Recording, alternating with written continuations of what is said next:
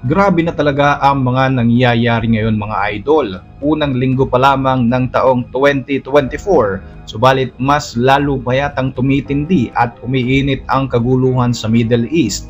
Dalawang bomba ang sumabog sa pagtitipon sa Iran na ikinasawi ng 84 na katao. Israel at United States agad namang pinagbintangan ng Iran sa malagim na insidenteng ito. Nagbanta pa na pagbabayarin nila ng malaki ang Zionist regime at ang Amerika sa nangyayaring pag-atake sa kanilang bansa. Samantala, mastermind at senior leader ng Hamas itinumba ng Israel Defense Forces sa ginawa nitong drone strike sa Lebanon. Leader ng Mossad, ipinangako naman na hahantingin nila ang lahat ng Hamas members na involved sa naganap na karahasan sa Israel noong October 7, kahit pa nga daw sa ang panig pa ito ng mundo nagtatago. Kaugnay pa nito, hinamon ng IDF chief ang Hezbollah at sinabing nakahanda ang Israel para sa isang all-out war. Ako po si Royzen, welcome sa Kien Thoughts. Kung hilig mo mga ganitong videos, mag-like at mag-subscribe para lagi kang updated sa mga susunod na upload. Ito na nga ang may tuturing bilang isa sa deadliest attack sa Iran since 1979 Islamic Revolution. Talaga namang galit na galit ang mga leader ng bansang ito at agad na nagbanta na pagbabayarin ng malaki kung sino man ang nasa likod ng pambobombang naganap noong January 3, 2024. Aabot sa 84 na katao ang agad na nasawi habang 284 naman ang nasugatan sa dalawang magkahiwalay na pagsabog na naganap sa Iranian city of Kerman. Malapit ito sa libingan ng military commander na si Qasem Soleimani. Sa araw kasi na ito ay ginugunita ng mga Iranians ang ika-4 na taon ng pamamaslang ng Amerika sa kanilang top general noong 2020. Hindi pa malinaw kung sino ang may pakana ng pambobombang ito sa Iran pero nanganganib na sumiklab pa ang mas malawak na digmaan sa Middle East at may posibilidad na magkaroon ng conflict sa pagitan ng Iran laban sa Israel at Amerika na siyang unang pinagbintangan ng mga ito. Base sa report, ang unang pagsabog ay nagmula sa isang suitcase sa loob ng isang kotse at dinetonate ito remotely.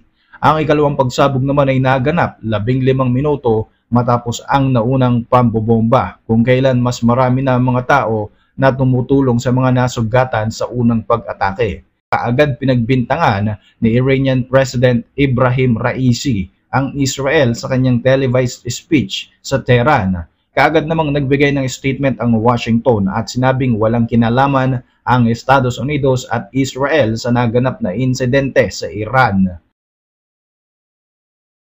Dagdag pa ng isang White House official, ang naganap na pagsabog ay isang uri ng terrorist attack at ang mga ganitong strategy ay nakita na nila na ginawa noon ng ISIS. Matagal nang may alitan ang mga bansang Iran at Israel, lalo pa nga't sinusuportahan ng Tehran ang mga grupo na kalaban nito, katulad nga ng Hamas at Hezbollah.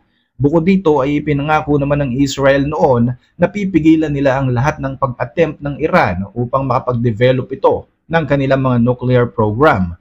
Gayunpaman, hindi lamang ang Israel ang kalaban ng Iran. Marami ring mga oposisyon at mga separatist group ang nasa loob at labas ng kanilang bansa na posibleng nasa likod ng madugong insidenteng ito.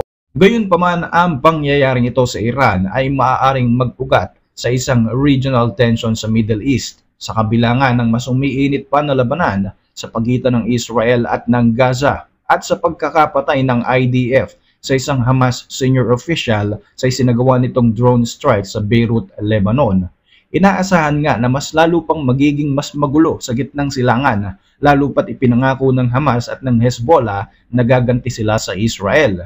Noong nakaraan lamang na linggo ay pinagbintangan naman ng Iran ng Israel na pinatay nito ang isa sa mga Iranian leader na si Sayed Mousavi sa isinagawa nga nitong airstrike sa Syria. Ang Kerman attack ay lalo lamang nagpapatindi sa galit ng Iranian government, kaya naman mas malaki ang posibilidad na sumiklab ang panibagong digmaan, lalo pa nga't kumbinsido ang mga top leaders ng Iran na ang Israel ang siyang may pakana sa pambobombang ito.